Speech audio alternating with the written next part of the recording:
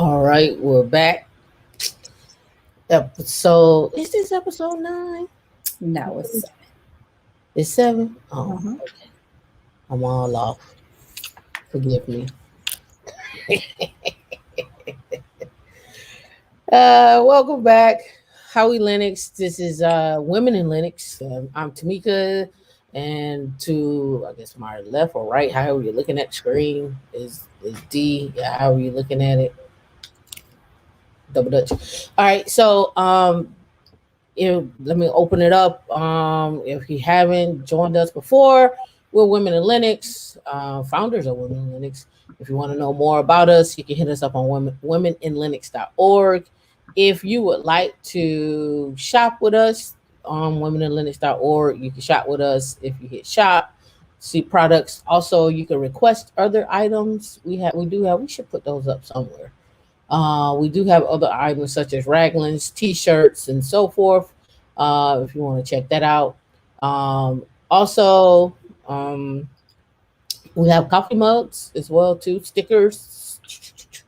Need stickers. Need a little pet tag or something like pet tag or something of that nature. You can hit that up. Here's one of the mugs, pillows, decorative, blah blah blah, so forth, so on.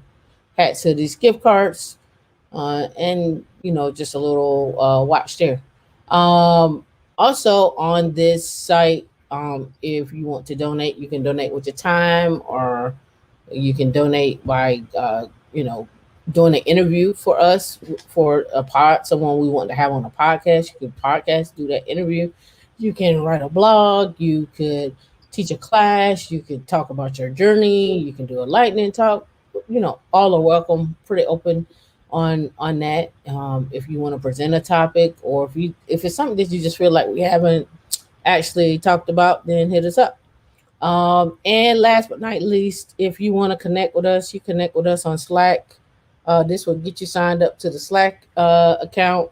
You do need to have the Slack app on your phone, or if you are on your desktop, you can just browse to once you sign it up. You don't have to install the application if you don't want to.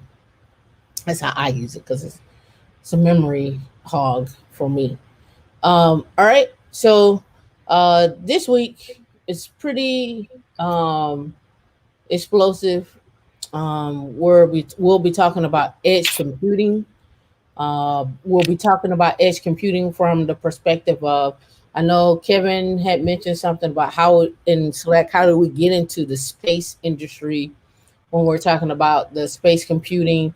And again, this is just one aspect of it, but when we talk about space and the space computing, edge computing, and then when we talk about high performance computing, I'm just showing you one angle, but this kind of it doesn't kind of it covers enough where you can get started into learning about these things or learning about these ideas and concepts, where then you can go into these particular industries.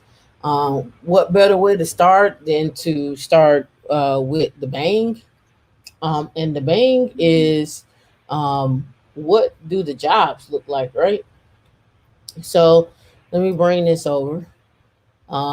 Here, this is on the ladders. And let me put my glasses on too, so I can sit back. This is from the ladders. I just typed in edge computing. You can do the same thing on Indeed. You can do the same thing on LinkedIn. If you went to LinkedIn and hit jobs, you can see I started doing it in high frequency trading. But if you just hit jobs and you look at edge computing, it's just going to search for things that have the name edge computing in it. So you can see staff, software engineer, Kubernetes. That's what Walmart. You can start to see just different companies and what they're looking for. SREs, senior cloud edge engineer at Box, 5G end-to-end solutions architect, cloud infrastructure architect. I always want to give you something that you can look up tangible. You can read the job descriptions and do a comparison of. of those job descriptions, so you can see here on the ladders. If you look here, it says could range anywhere from 250,000 to 500,000. Not as high as the high frequency trading, which was up to 850,000. I'm showing you some jobs that go up to a million to 1.5 million as well. We talked about the Netflix stuff. We talked about SRE. I'm not giving you nothing that's not tangible that you can't go out and find for yourselves. I just want you to be aware of them. How do you get the skills? How do we do it? All right. So, director of machine learning, uh, and I'm showing you the jobs, but not necessarily looking at the jobs, looking at the industries in which they're in. Right. So when we were up here looking at this one, it's technical services.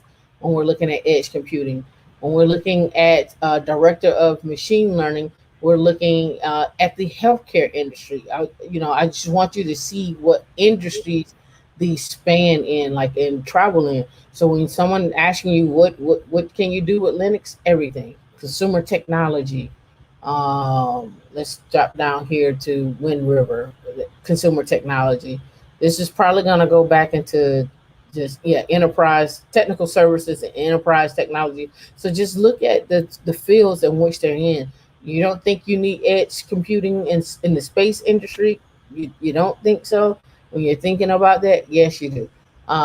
So just being aware of these different industries in which one Linux is in, and then two when we're talking about edge computing, 5G, telco, so forth, right? So I just want you to be aware of that. All right, so now let's jump into our first topic. First off, there's a video out here: 9 beliefs that built my ultra high net worth, got me to 121 million by age 31. Um, Not so much as the title as to what I want to focus on, as so much as to how the content was laid out in the video. So some people went through and did a timestamp on these, but I'm gonna drop down here to this guy here. That one was good. The first one was good, but this one right here is all right. Where I think you as the person yourself can look at yourself and say, how do I get these skills, right? So remember when I said your foundation is your Linux, your cloud, your security, your cloud security, some automation, some programming. Those are foundational skills. But I want you to look at this. Spend money to acquire skills until you cannot spend money to acquire skills. Basically, acquire all the skills you can.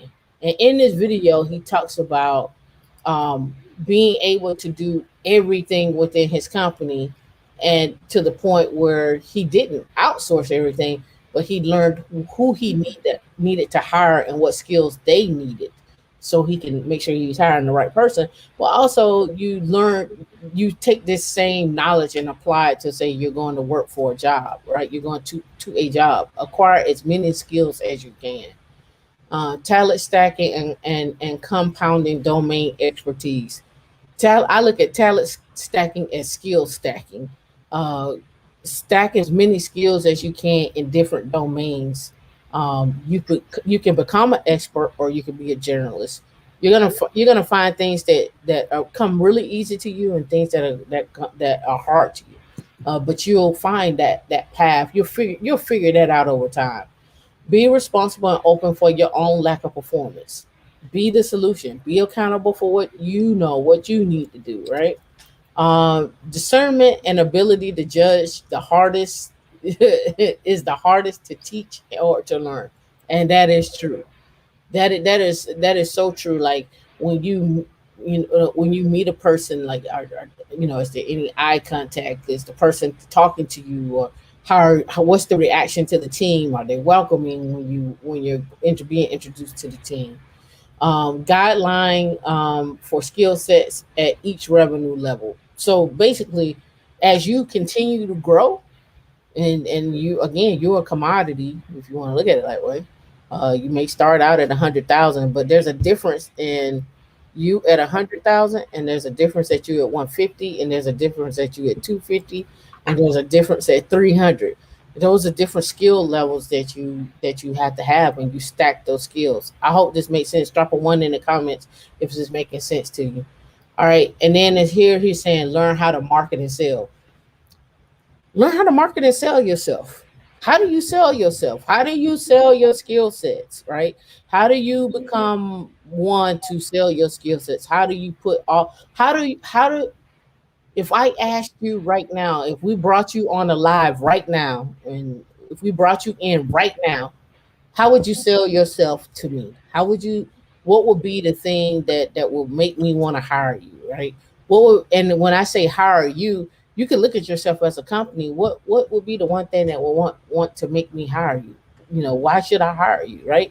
And people always talk about this, like why you should hire me because I'm so great, I'm so wonderful, you're so beautiful, blah blah blah blah blah, right? But no, you need to hire me because you have a problem, and I've identified the problem and other problems after that. And I know with my help and possibly a few others, we can get this job done and how we can get it job done. And let me lay out that pipeline for you. Be careful in your interviews because people will steal your ideas too. They'll say that you didn't fit the bill, but they'll take your ideas and implement them. So you have to know how to hold back some things in the interview. It says never outsource at the point. Do every job yourself till you understand it. The 100 million blueprint guide. Right now we're on a million, but I want us to start talking. I mentioned this yesterday. I want us to start talking six figures. I want us to start talking about eight figures in salaries. A blind spot of being funded. He's just talking about people investing here, and when you hit your plateau, repetition and practice. I think that's the most key important thing here is repetition and practice. So I didn't look at this video for myself as to say, how can I take Women in Linux to get $121 million? But I wanted you to be able to look at yourself and say, how can you utilize these very same thoughts to build your net worth when we're talking about this? And what better way to start talking about this than something that's very new right now, and that's edge computing, right? So edge computing, and what that lands, it's new, it's new but not new, but it's not a lot of people in it. Just it's not like with high frequency trading, just not a lot of people in it. And I have a link. Let me pull it up to talk about what that industry is gonna. What is it gonna look like in the next few years? Let me see if I can find it here. Um, do I have it up here? Oh no, it talks about it where it's going to be a $13 billion industry in the next 5 years, and growing. Because we got so much data, and you have to look at Starlink and SpaceX. How much data is being put out there? Even the mission to Mars, like how much data is being put out there at the edge when we're talking about this. Let me see. Did I pull up some jobs here? Yeah, I did pull up some jobs. That's fine. So let's go ahead and get into when I keep talking about this. Let's define what is edge computing. So I looked up some stuff like what is edge at edge data center, and they gave a little brief overview here. Edge data centers are small data centers that are located close to the edge of the network. They provide the same devices found in traditional data centers, but are contained in a smaller footprint closer to the end users and devices. Edge data centers can deliver cache content and cloud computing resources to these devices. And then they start is talking about it works off the concept of what edge computing is, which is just distributed IT architecture where client data is processed as close to the originating source as possible. So instead of you coming all the way back to, say, if you got something set up in AWS, or say you got a data center that's out there, instead of coming all the way back to the data center, you throw something close to the end user, and so that information is cached, or the information is temporarily stored there, so that person can get the content or that data back quickly. So that's what that is. When it comes down to dealing with this, we want to minimize the latency as much as possible. So that's what we want to do when we're looking at that. All right, and so they just give a quick picture here of a edge data center, a public cloud, centralized data center, the edge data center here, and then they give you like your Fitbit, your camera.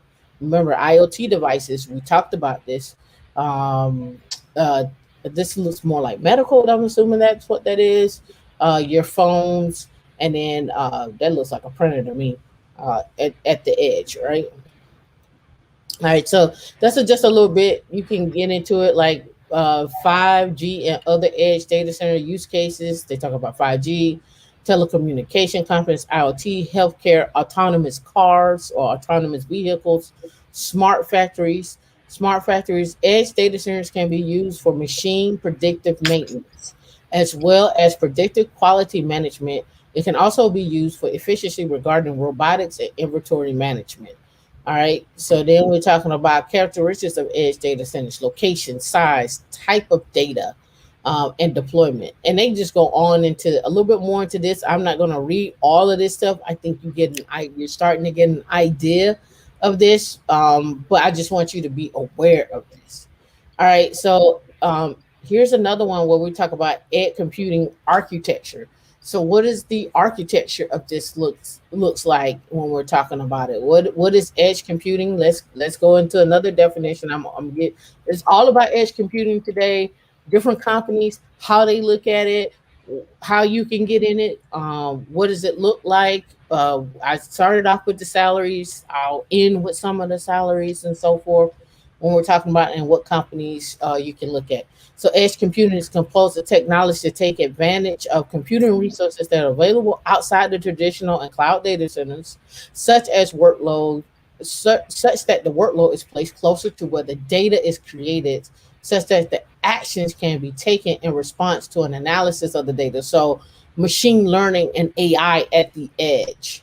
Uh, getting these models, doing an analysis on them, and then spitting that back out at the edge. So here they were saying by harnessing and managing compute power that is available on remote premises such as factories, retail stores, warehouses, hotels, distribution centers, vehicles, developers can create applications that reduce latency, lower demands on the network bandwidth, increase privacy of sensitive information, enable operations even when the networks are disrupted, right? Because there you're storing in their cache. And so they talk about the different edge devices, the cluster, the network, and the hybrid compute model here, where they're going into that. And they just go a little bit more into edge computing and 5G, core benefits, and so forth. So that's a little bit about that. Then you can talk about security, which is another aspect of it that we're talking about that should be addressed when we're talking about stuff at the edge. Do you want to mute yourself? I hit a clicking. So connected cars, manufacturing, overall architecture here, device at the edge, local edge, the cloud, and so forth. So it's a lot. I'm not going to read all this. Dee can post these links. We can post them in Slack. You can get a feel for it and so forth. I have another one here. This goes into defining edge computing as well too. Um, Here you go. All right. Did I bring that? Okay, yeah, that's cool. I did that one. All right. So now let's look at what we see from Price Water Coopers, PwC, uh, one of a very big company. Right. So PwC talks about the market for edge data centers is expected to nearly triple by 2024. How to participate in the coming boom. All right. And so this is where I got my number from. The edge data centers is expected to nearly triple to 13.5 billion in 2024 from 4 billion in 2017, thanks to the for these smaller locally located data centers to reduce latency and so forth. And then they just talk about closing the 64 zettabyte data gap, right? And what that looks like. So this apparently came out in 2017 from this one. Yeah. So forecast, yeah, 20 November 2018. So this is older. So you can imagine it's probably 3 times the amount now that we have, we had COVID and people working from home. What does that look like security wise, network wise, and so forth? The other one here that really stands out right here is the video streaming AR VR, decentralized, low cost edge data centers, reducing streaming latency and provide the performance that customers and business users demand. So this is what we're blending that, that video streaming. What does Zoom look like? What is Zoom using on the back end? What is Hopin using on the back end? When we have these online conferences and these video streaming, even with Slack in the video streaming, Teams with the video streaming, any of your, I don't know, does Discord do video streaming? Can you video stream in your Discord? I don't know. I haven't used Discord in a while, but again, when we're talking about this, what does the back end look like? What's the delays? Even if you want to think about your iPhones and WhatsApp, right? What does that look like when we're talking about video streaming? How much data, there's sound, there's pictures being exchanged, there's video being exchanged, all of that is being exchanged when we're talking about these devices. And how do you secure that information as from end to end encryption from for that, right? All right, so next one up is 5G, when we're talking about networking with 5G. And let me know if you got questions. Drop a question in there. Also, don't forget, if you want to know more, if you need a 101, we do 101s as well too, so we can meet up with you all if you need to, for the 101s. Sorry. So edge computing in the 5G network. All right. And that may be a little.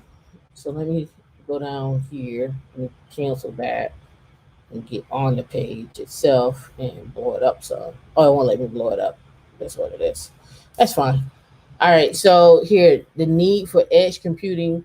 Um, they're talking about how the cloud architecture gets challenged from computing servers and the high volume data sources are far away. So you got to read a medical patient's data from, that sits in, I don't know, some data center somewhere, and you need to read that back. And how long does it take to get to that person or get to that doctor? What you a common theme that I saw as I was researching this, and I can't blow it up, but this is this MEC. I don't see what right here. Multi-access edge computing is a natural development and evolution of the mobile base stations and the convergence of IT and telecommunication networks. This is going to be a common acronym that you're going to see if you start looking to this. MEC enables new vertical business segments and services for consumers and enterprise customers. Edge computing architecture brings in the computing at the edge, which deals with the local data, does the necessary processing to derive insights, so AI machine learning, and reaches out to the centralized cloud computing platform. All right. Let me know if you like what you're hearing. Who all wants to go into want to try to break into this in terms of edge computing? If you want to break into edge computing, type in edge for me, and I'll capture this and I'll make sure that I get information out to you. We'll probably have to make a Slack group, a Slack channel inside there. So type in edge and let me know. So distributed compute options for connected devices. They talk about the devices and the different Wi-Fi tags, so forth. The gateway, cell phone towers with the network at the edge, telco network, core and aggregation, data center peering.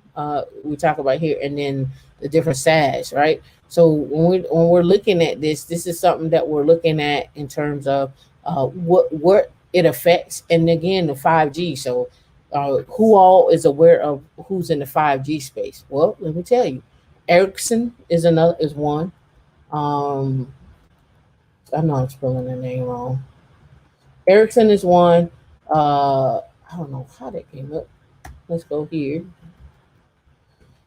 Verizon is another one. Ericsson. I spelled it right. So Ericsson is one. All right. Verizon is another one. And remember that they also do government contracting, so that in perspective. And then if you're not totally all the way sure, you could do 5G uh, mobile companies to see if we can get a big list. That's what we want. We want a list of 5G companies. All right, look, Mint Mobile, F5 is another one. F5 is a huge one on the networking piece. Um, let's see. Here we go. And this is from 2018. Let's see what companies they have here. Okay, Samsung, Huawei, LG, Ericsson, Qualcomm, Nokia, ZTE Corporation, NEC Corporation, Verizon, Orange, AT&T, and Cisco. I think you've heard of all of these companies, right? When we're talking about edge computing or 5G, I should say. So looking at these companies and what they're offering, so you can literally probably go to every one of these websites right here and look up careers and then look up edge computing and you'll see the jobs that are associated with them. All right. Next company we want to talk about um, is your favorite company, IBM Red Hat. Let me get where my mouse is at here. Here we go. So this is how Red Hat looks and views 5G. Oh, I forgot my H right there. And they go into their products that they have. So understanding edge computing. What is edge computing? They got a whole article. What is an edge device? And then the major use cases that they have. Autonomous vehicles, smart cities, augmented reality, data aggregation, and so forth. And then they start talking about IoT, mobile devices, and telecommunications. They break each one of these down. Uh, Again, what is a multi-access edge computing? Multi-access edge computing is a type of network architecture that provides computing capabilities and an IT service environment at the edge of the network. You're going to see MEC often. 5G, you're going to see this telecommunications, open source foundation for edge computing, more about Red Hat stuff, and then they get into a little more down here about exploring edge computing with OpenShift, maintain order at the edge, how to build and operate at the edge, and so forth. Right. So just a ton of information when we're talking about uh, from the perspective of Red Hat. How are they looking at edge computing and so forth? All right. So OpenStack is another one, but I want to hop down here to this one here, because this one I found in our Slack group, but I think you'll enjoy this one.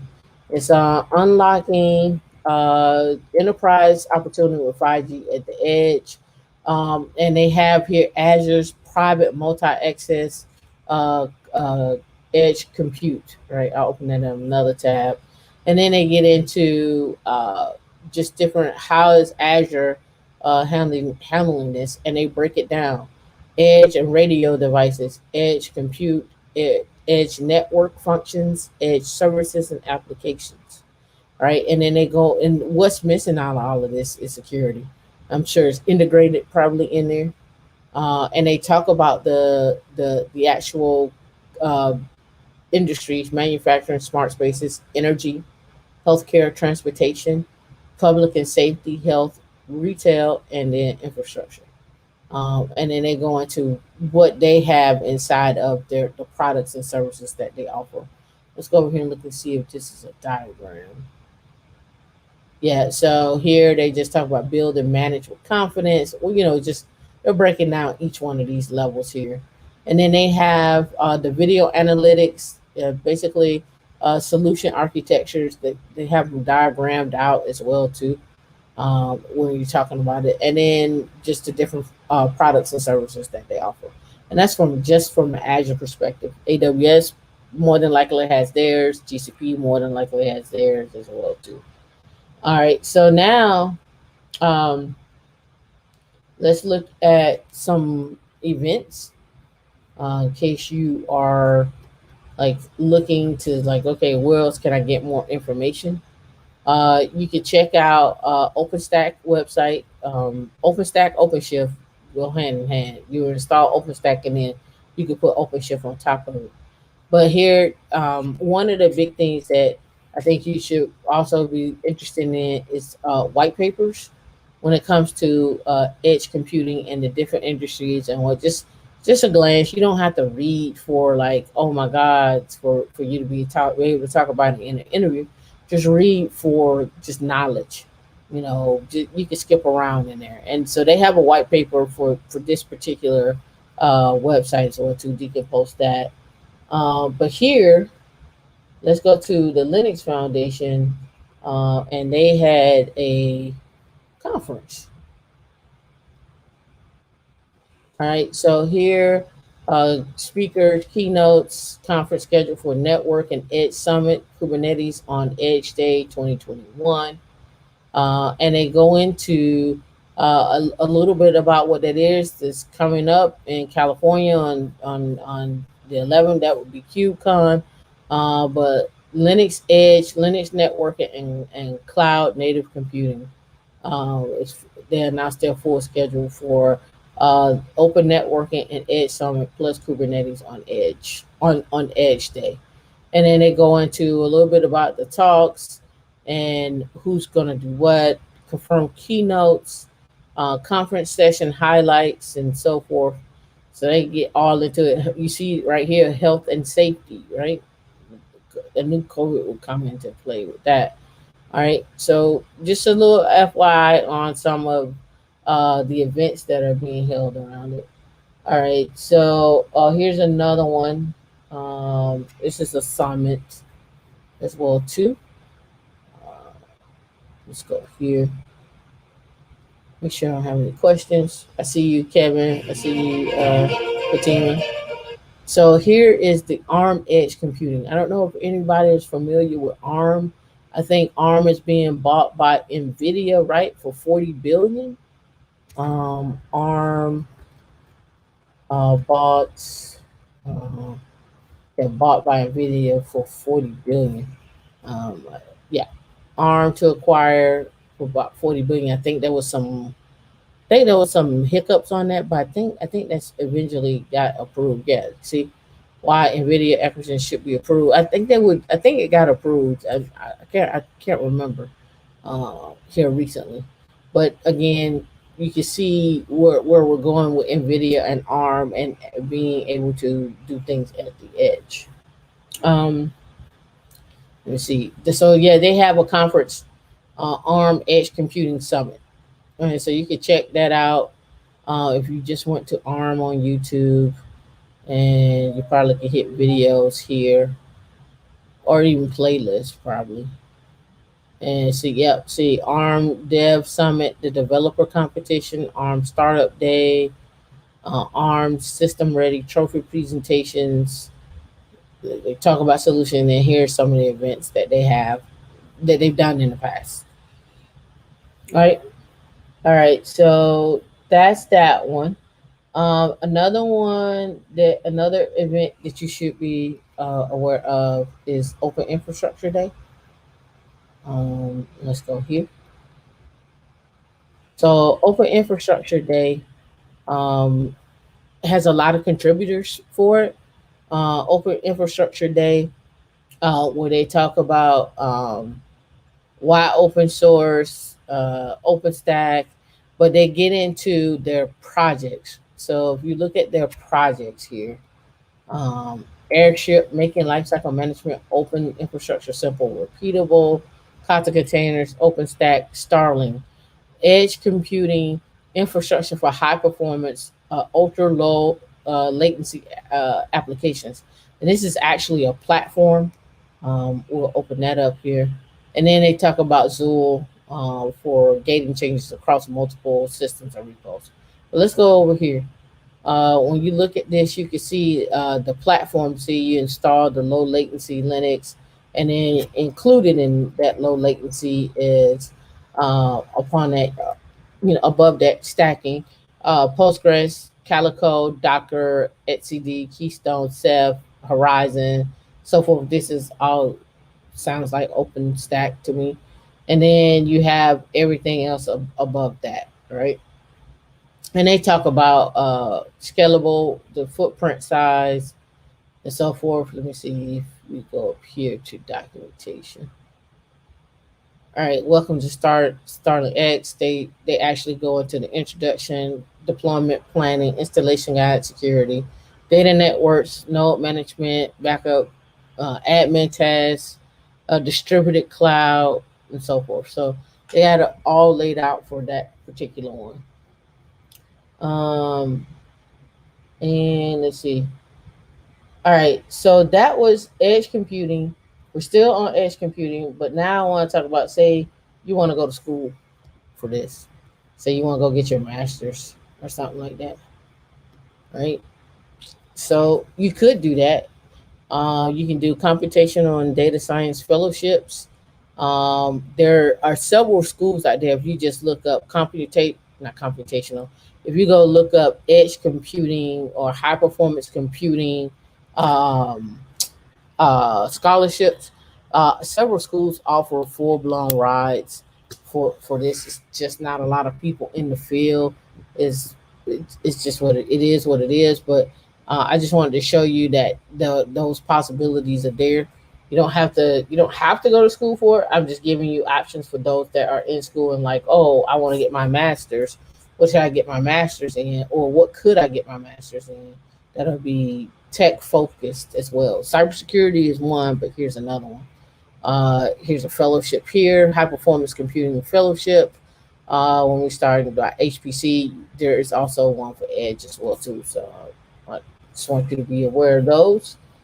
All right. So another thing is, how do you keep up with what's going on in the industry when we're talking about this? So one is Gartner reports. You can go use Gartner reports to find out what's going on in any industry, in any industry. And then it's also too for 451 research. So if you look at trending topics up here, you can see cloud native, cloud pricing, COVID-19, artificial intelligence, machine learning, edge data centers, zero trust, quantum technology, Internet of Things, and so forth. And you can look up and they'll give you, like, let's just click on edge data centers. And then they give you, like, you need an account, of course, but you can come in here and find out who's doing what, where, when, and how, and so forth. And then they have different events that cater to whatever it is that you're looking for. But 451 research is one. I think the person we interviewed from there was Rachel Chalmers. You can find that YouTube video or podcast on Apple or on our YouTube collection. It's a very good interview to listen to talk about her history, what things she saw. And this is an older interview, but it's still relevant to this day when we're looking at it. All right. And let's see. I'm going back to edge data centers here. Make sure I got it all. So 5G and edge computing. As the world grows ever more connected, the pace of business accelerates. And they just in here, they have it's a PDF to talk about edge computing. Why does latency matter? 5G and MEC, 5G plus edge, MEC, multi-access edge computing, autonomous car, immersive experiences, wireless and media, and then they break down like what traditional cloud looks like, and then what the MEC looks like, so you can get a better idea when I say MEC, what it looks like. Digital marketing, they're starting to advertise to you in your car and so forth. Precision manufacturing, next level logistics, I can see that as well too. Smart cities, and so forth. So, it's a lot of information in that. Let me see. Open Infrastructure Day. I covered that. Let's see. What is? I forget what this YouTube clip is. Hold on. Let's bring it up. Trying to give you all the information that I researched. Yeah. Okay. Yeah. So ask OpenShift. All right. So if you went over here to Red Hat's stuff, they're talking about OpenShift. We're actually going to get into OpenShift in our group. Let's click on Red Hat. I think it's something else. Let's go to playlist. Um, it's called something else because I subscribe to them. Ask an OpenShift admin, GitOps, but it's called something else. But either way it go, if you hit up their their their list, let me see if I can pull it up. So I give you the red link because they go live every week, every day actually. And they talk about OpenShift and all the things that you want to understand and know about GitOps at the edge, edge computing. You know who else does edge computing? Chick Fil A. Chick Fil A does edge computing. You didn't you wouldn't know it, but they do. They use their service times to optimize where people should be, how many people should be staffed, how many fries should they have, there, how many orders they can take with this crew. Like, hey, this crew performs well when you have these people on in the actual retail space. This crew performs really well. All right. And is you'll see edge computing in baseball and in basketball and of course in the NFL.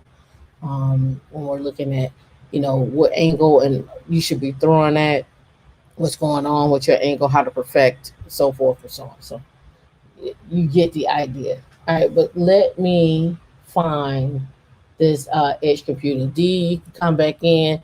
If anybody got any questions, I didn't see anything in there, but let me know while I look this up. D, you got questions? Was there any questions, by the way? No, I had a thought, but it is long forgotten.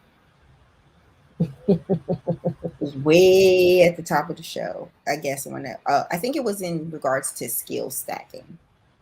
Oh, yeah, so I went over that, the skill stacking. Where where you look at where you look again when I was talking about that video. um the best way for me to put it is this way: your skills that you have at $49,000 or 49,000 a year, or you could consider foundational, right? But you're going to need more skills so that you can get to the 300,000 or the 1.5 million level. There's a difference in skill sets there, and those skill sets can be technical skills. Those skill sets can be people skills. Those skill sets can be uh, how to manage projects, and then how to grow a team, how to grow a company, how to grow a business.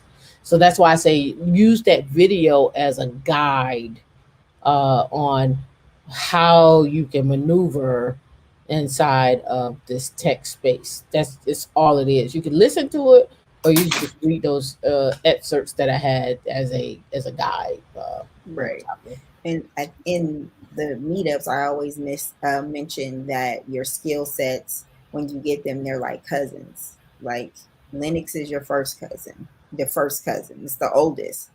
But when you come on, you have your first cousin on your mom's side, your first cousin on your dad's side, and together like, they get stronger in your family of skills they grow. And so a lot of times we have that question of, is Linux the only skill I should have? And it's just like, no, you want to be a well rounded technologist, but do you have to have an in depth knowledge of every skill that you learn? No, but you do need to know how they integrate and what that means when they merge together. And so when it comes to, your family and all your cousins, you're stronger together and you guys are interconnected and you know that tree of interconnectivity.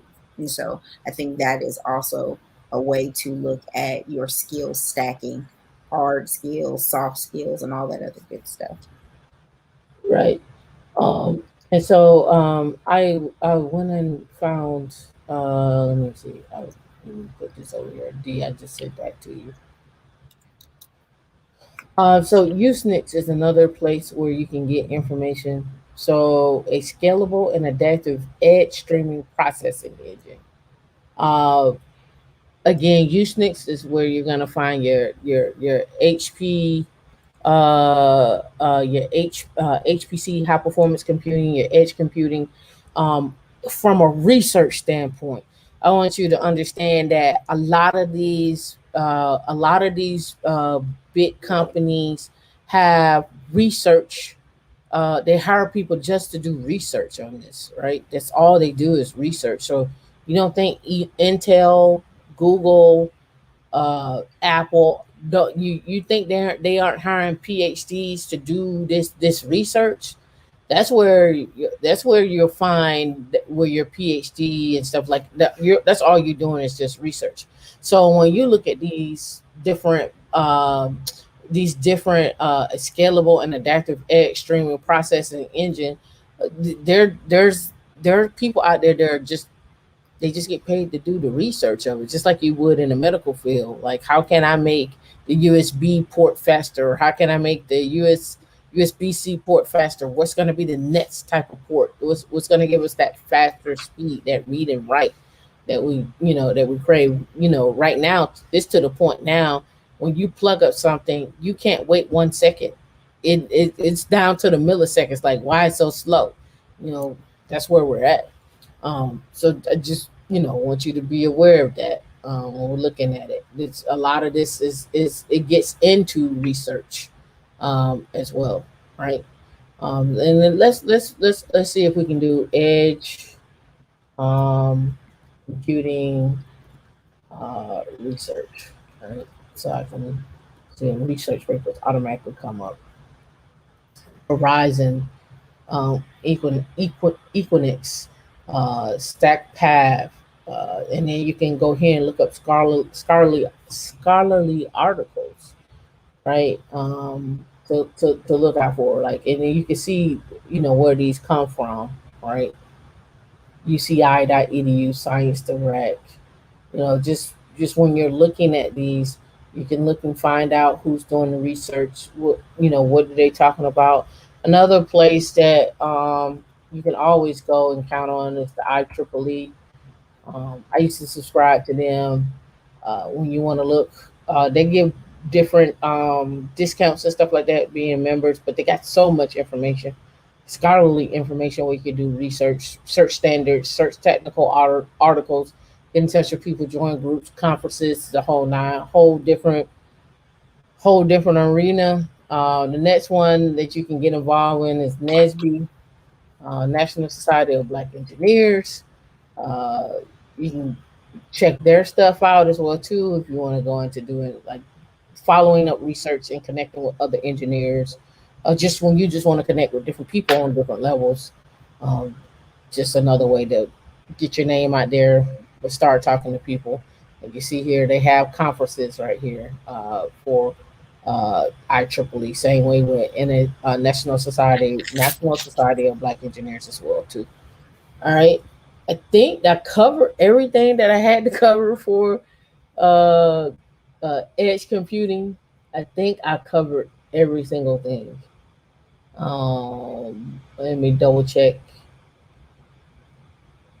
Did I post? Did I show this one? Let me see. Yep, I did. Do Foundation Edge Foundry. I didn't talk about Edge Foundry. All right, let's get them. EdgeXFoundry.org. I did not mention them.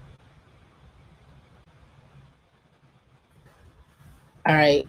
So I was looking around and I was like, okay, what foundations are out there? Here they get into um, the Preferred Edge IoT plug and play ecosystem enabled open software platform. They are a platform. And then they talk about what's in that platform. maximize the choice and so forth. And then they start getting into intelligent loss prevention in retail, surface quality for a manufacturing plant, technotex monitoring industrial equipment, and they get into a lot of little just different things. You can see who is a member of this particular foundation here when you want to look at that. And then again, they have why, the why. All right. So I'm gonna pull up their diagram. I think the diagram is on this one. So yeah, I can't blow that up that way. I have to make my screen bigger. All right. Put it down a little bit. All right, so here, as you can see, they have a whole platform. And if you look down here, you can see the devices that are associated that that get read for this platform. And then they talk about virtual SNMP, MQTT, Zigbee, just different any combination of standard or proprietary protocols via SDK. And then they talk about their core services, their supporting services, the application services. And if you look to the side, you got a security portion here. That again, when we're looking at these, I didn't see anything mentioned about security, but you got to have security in this platform, and then management, and then the GUI and so forth. So this is a whole platform architecture, right? And how it's built out. They got the project scope where they talk about where we're reading things from. This reminds me of a TPM, probably some type of security module here. That's what it looks like to me. And then take advantage of edge compute opportunities with EdgeX and so forth. So you can get into this market and help solve some things from a government contracting perspective as well too. You can do government contracting, edge computing. Just make it simple here, and who's involved in it. So, uh, you know, three ways edge computing is transforming government. Uh, Dave X, I met him. I was on a panel discussion with him. You should check him out. Really cool guy. We had to start. I should invite him on to our podcast. I should invite him on to one of our events. NASA employs commercial edge computing to speed up. This is a July 19th. To speed up space data processing. Remember that I told you this data is these satellites that are sitting out there. Somebody's got to process that information fast. They're gonna have to do an analysis on that information. They're gonna do machine learning on that information, and that data's got to be secure, and they got to process it fast. So when you're looking at this, you want to know how you get into space, high performance computing, edge computing, OpenShift, OpenStack, EdgeX platform. Here it is. This is it. You don't get any any more cutting edge than this. Yep, Facebook wants to be a meta, AK Digital World will probably be using. Yep. Like you already know, autonomous cars is using edge computing, 3D animation and stuff. That's why they keep talking about the AR, VR, the retail space using edge computing. So it's everywhere. You're already using it. You just don't know you're using it. How about I put it that way? But now the question is, how do you get more people into it? Here's how you do it. Here's the players. Here are the companies. Here's who's looking at it. And here are the skill sets, right? So now let's go back to where we were at before with let's look at some of these jobs, and let's look at just look at some skill sets. All right. So let me bring this over. Bring it over today. Here we go. All right. And let me make it bigger. There we go. All right. So I'm looking at this one. Staff, engineer, software engineer, edge platforms, Kubernetes. Now this is in Arkansas. We don't care about Arkansas. Not in that sense, like we don't care about Arkansas, but we're not here about to talk about Arkansas. We're here to talk about the skill sets that you need. All right, so you can see Kubernetes, containers, multi-cluster, direct cause of analysis, technical lead and drive, um, software engineering, system engineering, most definitely containers. Uh, you can see OpenStack, Nutanix, CI/CD, um, AWS, Docker, experience as a technical lead, containerization, Kubernetes, right? Everything that I've ever talked about, right? Linux, they got compliance, K8, security, CI/CD, understanding public and private cloud, on-prem and the cloud, or hybrid or multi-cloud strategy, or multi-environment strategy. Is the new buzzword that I've heard, multi-environment strategy. And then Go programming language proficiency. Java is a nice to have, right? And that's just an overview. Like, and if I keep going down here, I'm sure it's going to change. Let's look at cloud engineer box. You will be directly responsible for design development of the cloud edge that powers several of the box services and application.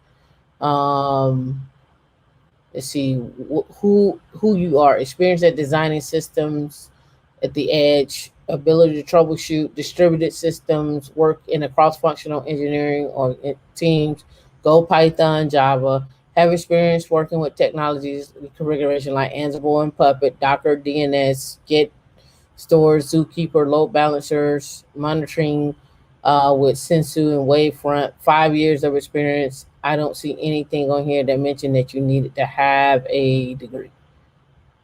All right. Not saying that they don't come in handy. I'm just saying don't knock yourself out because you don't feel like you don't have one. Of course, this 5G end-to-end solutions architect, yeah. Cloud infrastructure architect, edge specialist, yes. Right. Again, you can look and see where this is going. What does it look like? So if you say if you don't want to do SRE, you can do edge computing. Got a question. I'm on another meetup and got this question: is there such thing as a junior DevOps engineer?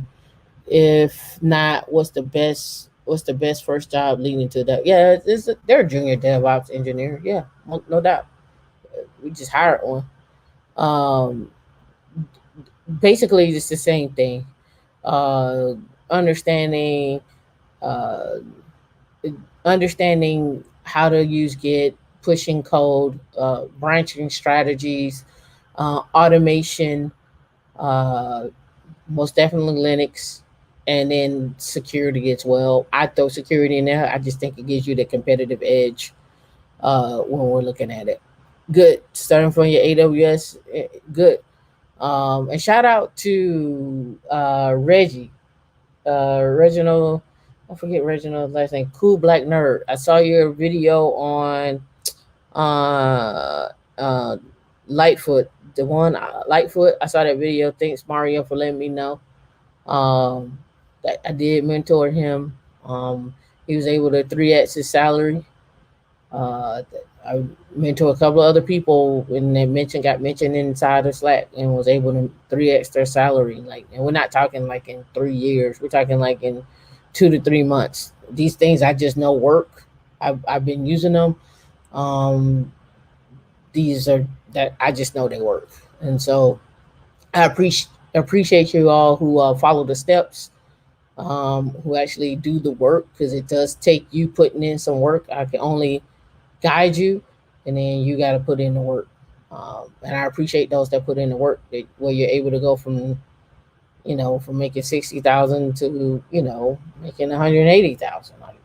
I'm excited for you. Thank you for joining, Natasha. Tell Terrell Jackson I said we appreciate you, and we appreciate you for showing up. But let me know if y'all got questions. I just want you to know, like, to me, this how I look at the landscape right now. DevOps engineer, SRE, and SRE and edge computing kind of go hand in hand, but there's some slight differences there. Edge computing is going to be your next go to me. Security is going to be at every single level. DevOps, SRE, edge computing. It's just going to be at every level. Now, what you do in security is different.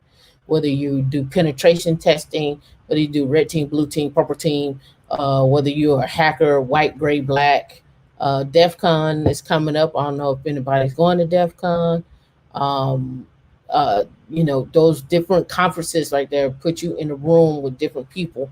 That's why I say you need to network as much as possible. If you can attend an online conference and network with people, network with them.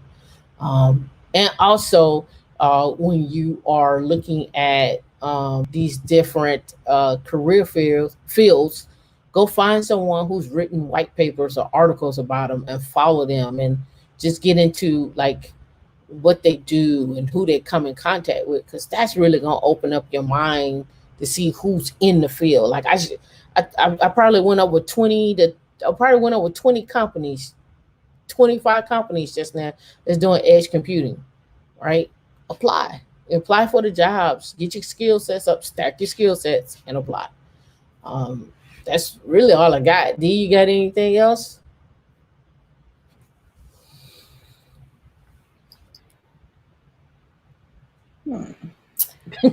I'm reading comments, so if I look this way, I'm reading comments. I got my I tablet. don't know. There's so many things. I put up my the quote of "It's a notepad moment," so I want to make sure that everybody is taking notes on what's being said, and that we just don't come on to just blow smoke. Even though we always want all the smoke, we're not here to blow smoke. These are strategies that work for your life, for your career, for your families.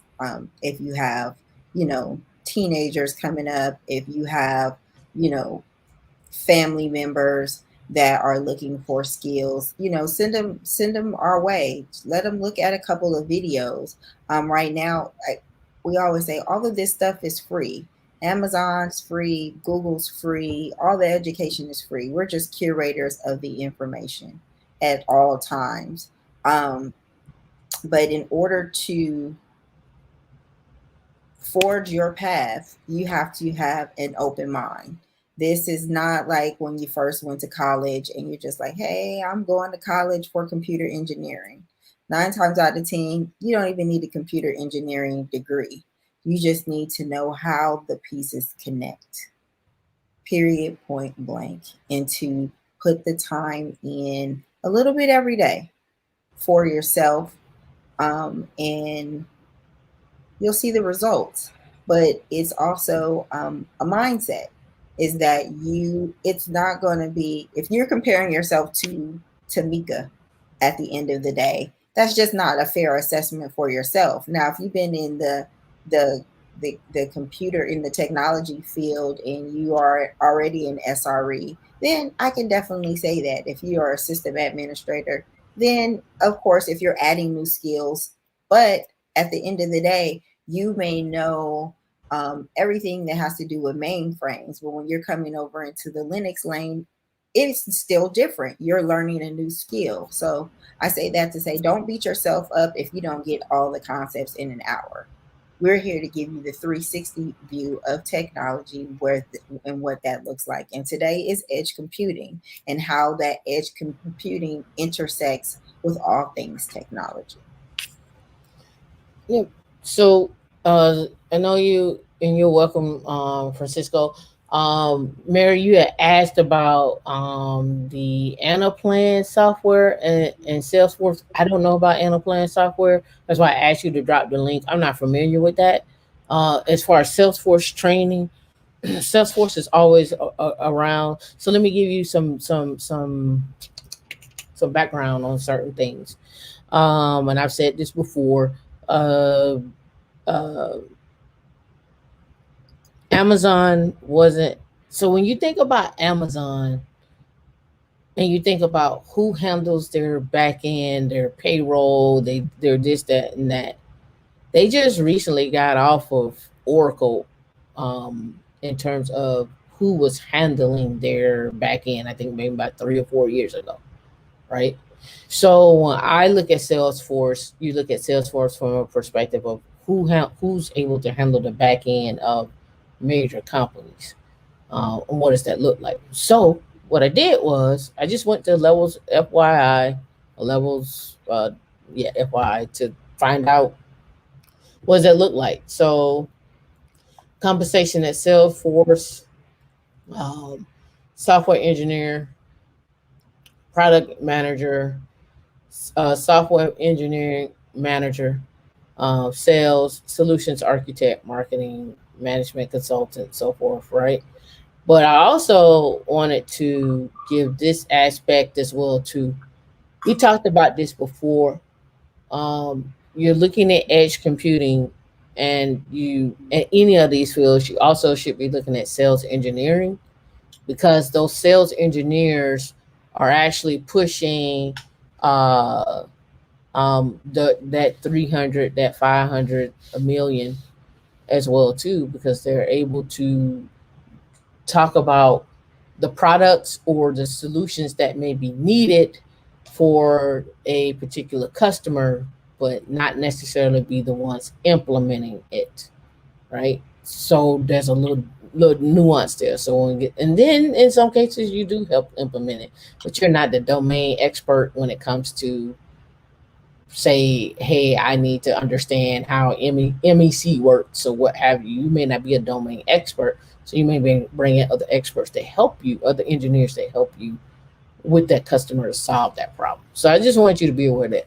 The Anaplan, I'm not sure about when we're looking at this. So you have to drop me a link on that one when it comes to that. But check out, yeah, you can check out Salesforce. Salesforce does a lot as a company.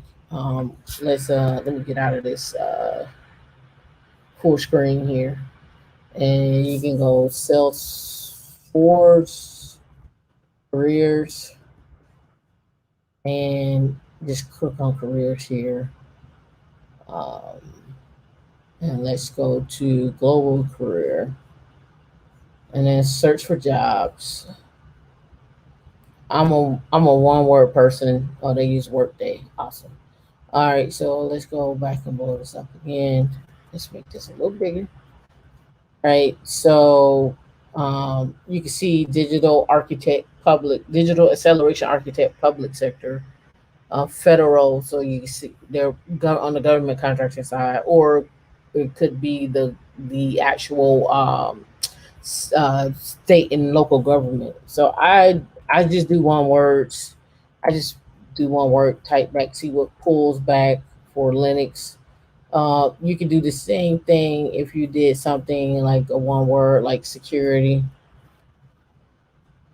and you can filter out when you do this. But I just like to put in like, okay, what we're looking like, what are we, what am I pulling back? Just that one word, director of public security, GRC, right?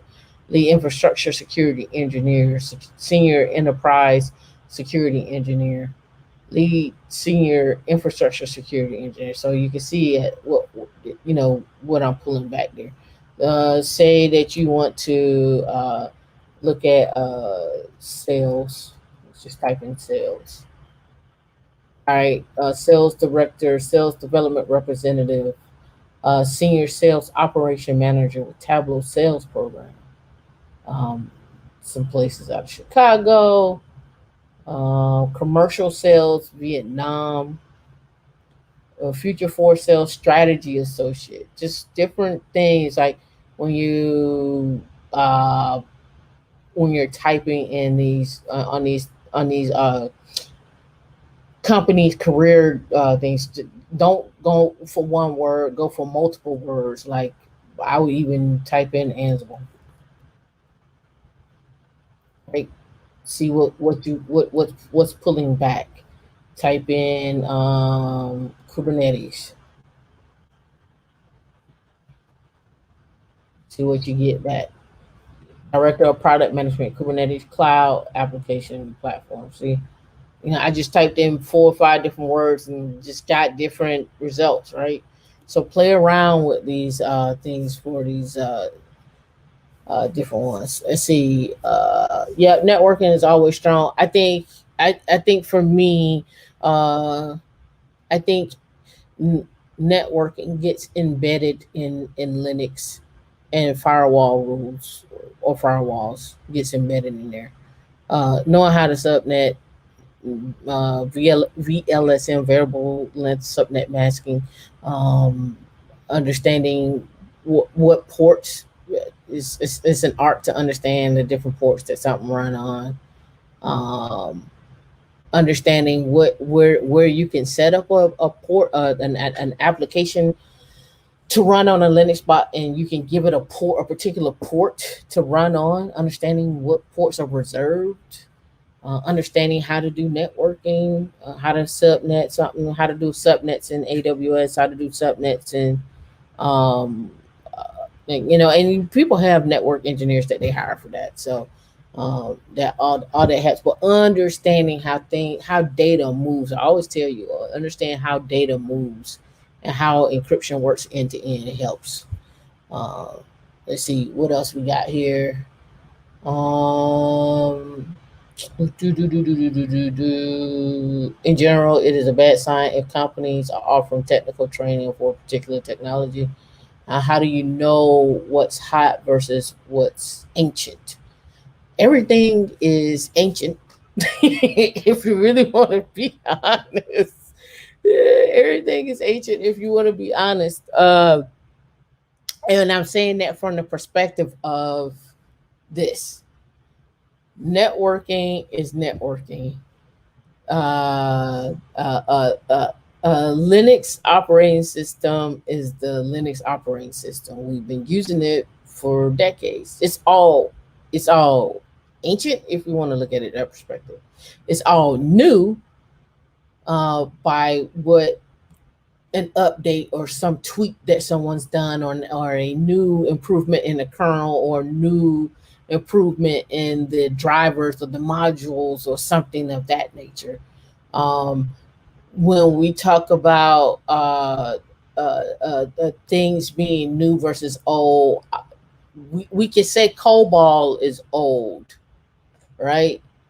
We can say COBOL is old, but I can go on the web right now and people are hiring COBOL and Fortran engineers still, because some of the older companies still are running these mainframes, and mainframes is back. I don't know if people are aware of that. They're still running some of these mainframes that run this COBOL and so forth and so on, and they're paying that that 300,000 salary for that. So mainframe infrastructure architect, $60 to $80 an hour. COBOL developer, $75 an hour. Mainframe modernization architect, 122 a year. 123 right there, right? So I mean, is it old? Yeah, it's old, but do they still have a need for it? Yeah, I mean, it's still there, right? So I say do what works. If you're interested in doing something that's an older technology and they may need it. I mean, we talked about this, right? New Jersey, COBOL, COVID. I don't know if you all remember this when COVID hit. New Jersey was looking for a 60-year-old programming language, and they were paying people to learn it and hiring them on the spot when this came out, right? Because they needed somebody. It's like who who is it? Yeah, yeah, yeah. The tech is ancient, but the evolution on how it's used and what makes it was what yeah, like things change, right? But networking is networking. Linux is Linux. Windows is Windows. They add new features to those But ancient is operations. also like relative. Like ancient to me is like Egypt's and mummies in Egypt. Like technology in the sense of, how we use it is not that ancient. If you really want to, call a spade, like it's not that ancient. Um, let's look up. It's I always give this reference here so people can understand. When was the first S3 bucket? We can go to Wikipedia though. I think it was 2005 or 2006. So you can understand the evolution of tech, right? Yeah, March the 14th, 2006, right? So, all right, so this is all I always give people this timeline. There was no Please. YouTube. there, you got to remember now the first S3 bucket, we're not talking about Amazon as a whole of what it is right now. We're just talking about the first S3 bucket was created in 2006. We're in 2021. They're a $1 trillion company now, right? So you got to look at the evolution of like not just the evolution, but the rapid pace in which we're moving in. Like, and that's what I try to get people to understand. What you learn today may work in the future and it may not, but it may come back around that you may need that, right? It's just what it is. Um, so that's the first S3 bucket that's in 2006, not AWS, Amazon.com, just an S3 bucket, right? Please tell the So, people way in the back. yeah, 2006. Like think six. about what you were doing in 2006. Let's even frame it even further than that. You know, your grandmothers and your mothers, right? You know, a lot, depending on your age, didn't grow up with computers. Like that wasn't even in existence in the household, right? So, I mean, we got to even talk about the evolutions of telephones. Like, let's talk about the evolutions of cell Everybody didn't phones. have the little, Let's talk about the or evolutions of cell rotary. phone. I mean, cell phones used to be bigger than this back in the I'm looking for something day. that's big like this, like Yeah, bigger than this, right. Cell phones used to be bigger than that. with the I mean, box attached. yeah. So we just got to look at the evolution and the rapidness of how tech is moving. That's why, people like you give a lot of information. I give you a lot of information because we're moving that fast. I'm slow at giving information. I'm slow to me. I'm slow at giving information. We're moving at we're moving at a pace so fast that a lot of stuff is getting left behind. So your skill sets fall into a niche, but don't let's not get it twisted. Your skill sets fall into a niche, and you may get capped at a salary. So you always stack your skills and be forever learning. But I'm just saying from the perspective of this, if we're going to be competing in this tech world, you need to stack your skills, you need to communicate with each other, and you need to be forever learning, and you need to stack your money and invest it somewhere else so you don't always have to be in the race, right? Right. So that's just what I look at.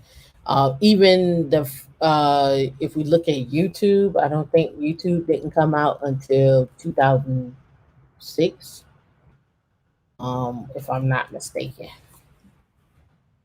2000, And Mary, I don't think 2005. a technology will be left behind. It's just like it. It's just like life. Some things you don't use as much, but there may be a company that is using their technology to the best of its ability.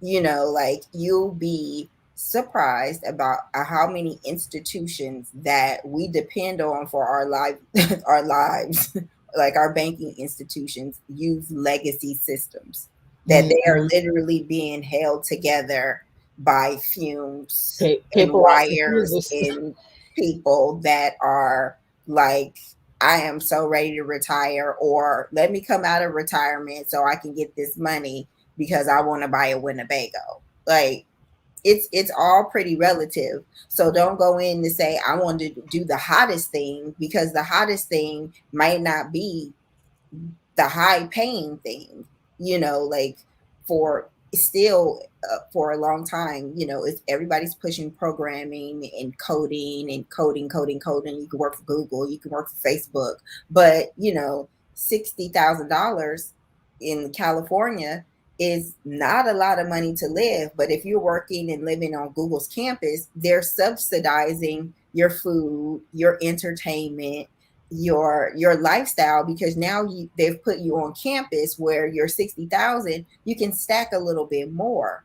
However, it's not somewhere you want to be long term, because you do experience burnout. So look for the thing that lights your fire, that enlightens you. That's why I say pick an hour, pick something out of the blue that we talk about and say, let me see how I like that, or what career am I in now, and how does tech play in the career that I'm in now? Is it something that I want to pursue? Do I want to pursue something totally different?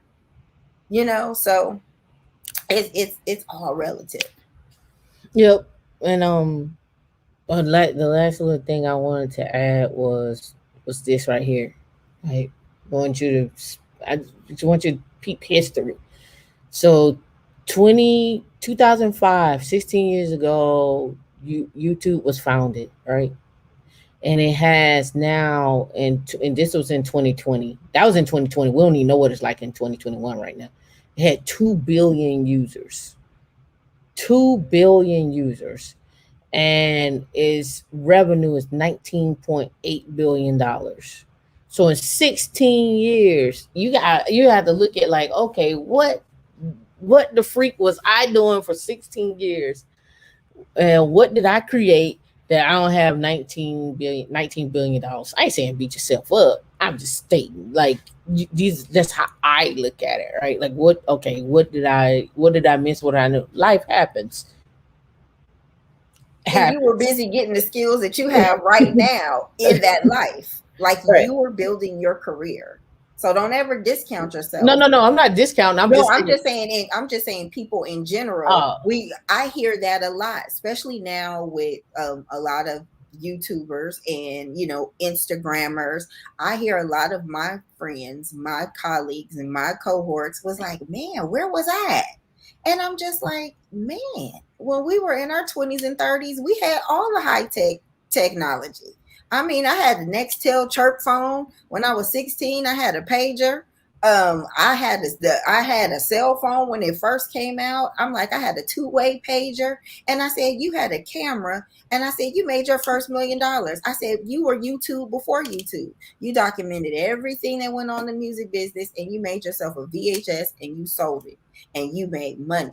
So the technology that we had at our time, we used. But I think we just forget that. I think yeah, we just and that's why I wanted to bring up where tech is at, right? So you're on the edge, right? So we're talking about now, and this is why tech stocks and jobs is important. Um, we're now talking about robo taxis and robo planes flying from Tampa to Orlando, and we're talking about how quick can we get there. What does that look like? Who's you're just gonna hop in destination. You're gonna have this as like an option rather than having a car. You'll have a robo taxi if you wanted to. We're talking about autonomous cars. uh we're at that we're at that we are at what YouTube was then. Okay, so the autonomous cars, the hyperloop, all of that. um and look at it from 10 years from now, right? Even autonomous trucking, logistics. how we have truck drivers. Like I got some friends that are truck drivers, and they're talking about, some of the loads that they're carrying now that used to be $3,000 a week are now $10,000 a week. I got some truck drivers that are friends that are making anywhere from 20 to 30K a month because of where we're at with moving products around, right? But then, you look at what is that lifestyle like, right? Right. Is that the Right. A couple of lifestyle? months ago, they said the trucking industry was going to be extinct. Yeah, yeah. So we look at what that lifestyle is like, and again, we just saw this, right? If you've been paying attention in to the news, how the cargo ships were blocked. So we're in a chip shortage right now. You noticed, if you peep game, you noticed that Apple was like, "Oh yeah, we made a chip for our own stuff." So that M1 that's out now, well, we ain't got to worry about nobody else making us a chip in China. We make our own chip right here in the States. That's why the Biden infrastructure plan is so important to be looking at and to rip that apart to understand who's going to get incentives, who's going to be the next company that's going to come out that didn't pay any taxes, as well too. So these are the little nuances that are right now are going to play out for the next 10 years. So that's why I focused on edge computing today, so you can see who the players are, who the companies are, and then what the industries are, space, all of that stuff. So when we're looking at this, that article that I had was from 2017. It said it was a $13.4 billion industry. That was in 2017. We've been to space now. We're sending out stuff. Starlink, 32,000 satellites, mini satellites. And you think Starlink is the only little company that did something out of all these countries that launch satellites? You think there isn't a Starlink in Russia or China or what have you in launch? So you think about all these little satellites. Again, space junk, another topic I haven't even brought into play. Space security, again, edge computing, high performance computing, machine learning, AI at the edge is where we should be pushing everyone to. You saw what I did with the high frequency trading this morning, $850,000 up to, right, 250 to 500,000. It's not, to me, I think now we're at the point where we're talking about, it's nothing to get a job now to be at 250 to a million, depending on what it is, right? It's nothing now. That's like, oh yeah, you made $1 million on it. Oh, okay. Like, you just like, oh, okay, cool. Right? I feel like we're just at that point. So when I say I don't want to talk about six figures anymore, I would really want us to start talking about 7 and 8 figures. How do we get there?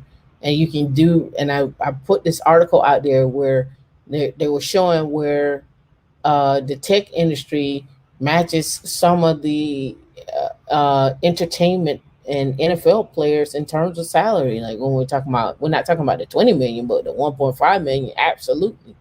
If you're sitting on the bench and you're riding the bench, you're probably making more than what that person is that's just sitting on the bench. You may not get the endorsements, but depending on if you are the developer's advocate, you might get those endorsements. I don't know. I'm just putting it out there where we're at, what we could be doing. I hope this information helped everybody. Hope you enjoyed it. Drop a 1 in the comments and let me know that you enjoyed it. And we're gonna. I mean, I got a whole lot more that I need to talk about, but I really want to get this out today, so you can see where the industry is going. I haven't even started to rip open the autonomous cars and the smart cities. What does that look like? And even SecOps and FinOps. I still have so many topics to talk about where we're at. Yep. We posted, Dee can post the links in, I guess, in the description if you need to. Don't forget to like and subscribe. Hit the notification button so you can see us. Don't forget to shop with us. Don't forget to spread the word. I'll be doing some more YouTubers have reached out. I'll be doing more content with some of those YouTubers as well too to get more information out. Uh, Stay tuned. I'll announce when that goes when I need for y'all to come and support. Be the warriors in the comments. Um, sell them the outcome of your services. Yeah, yeah, yeah. You already know where we're at. So I see y'all next week. Or those for you that meet up with us on Wednesdays for our weekly meeting. We're doing the RACSA 134 class this week. For the next month, I'm trying to get that done so we can move into RACE, Ansible, and Kubernetes, and pushing towards the edge computing. That's where I want to see us: edge computing and edge security, cloud security. A lot of money there, a lot of big time money there. So until then, we'll see y'all next week. D, if you got anything to add, go ahead and add. I'm just happy you guys come and hang out with us, not for one show, but two shows on Saturday. So you're definitely appreciated. I may not say much, but hey, I'm happy you're here. All right. Well, we'll catch y'all next week or Wednesday. See you later.